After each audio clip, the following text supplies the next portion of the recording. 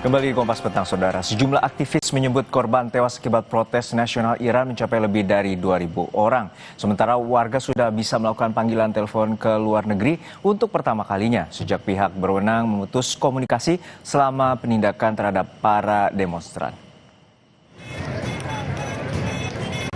Human Rights Activist News Agency yang berbasis di Amerika Serikat menyebut jumlah korban jiwa yang tewas jauh melampaui korban dalam setiap putaran unjuk rasa atau kerusuhan lainnya di Iran selama puluhan tahun, bahkan mengingatkan pada kekacauan yang menyertai revolusi Iran di tahun 79. Sementara itu, sejumlah warga telah bisa melakukan sambungan komunikasi dan menggambarkan suasana Tehran yang dipenuhi aparat keamanan dan bangunan pemerintah yang terbakar.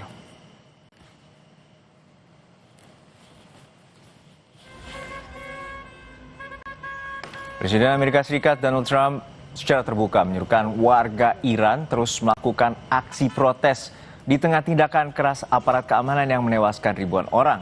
Dalam pernyataan terbarunya, Trump bahkan menjanjikan bahwa bantuan sedang dalam perjalanan bagi para pengunjuk rasa. Pernyataan itu disampaikan sehari setelah juru bicara Gedung Putih mengatakan bahwa serangan udara termasuk di antara banyak opsi yang tengah dipertimbangkan Amerika Serikat. By the way, to all Iranian patriots, keep protesting, take over your institutions if possible, and save the name of the killers and the abusers that are abusing you. You're being very badly abused. And all I say to them is help is on its way. You saw that I put tariffs on anybody doing business with Iran.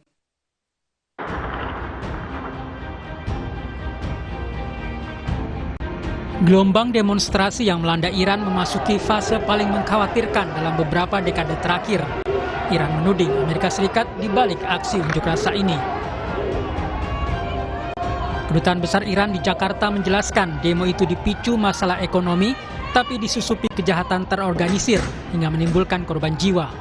Pihak Iran menuding adanya kelompok yang memanfaatkan situasi politik di Iran untuk memancing warga Iran melakukan kerusuhan.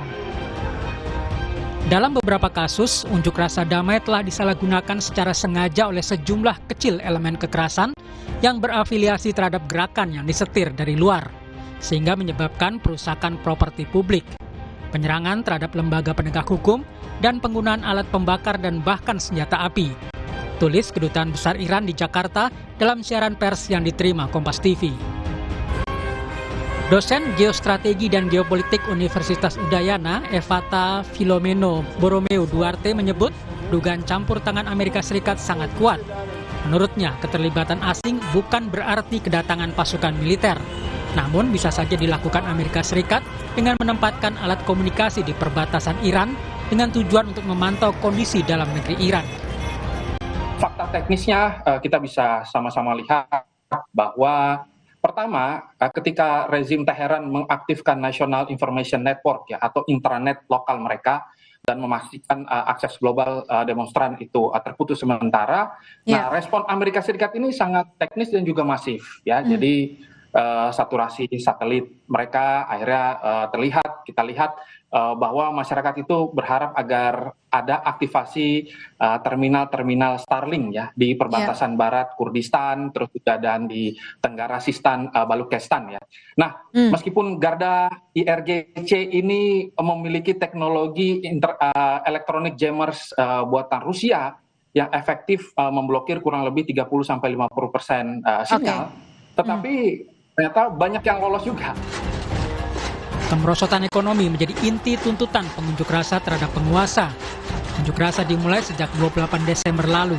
Aparat semakin keras bertindak terhadap pengunjuk rasa setelah pemimpin tertinggi Iran Ayatollah Ali Khamenei menuding asing memanfaatkan unjuk rasa untuk mengacau Iran. Tim Liputan Kompas TV.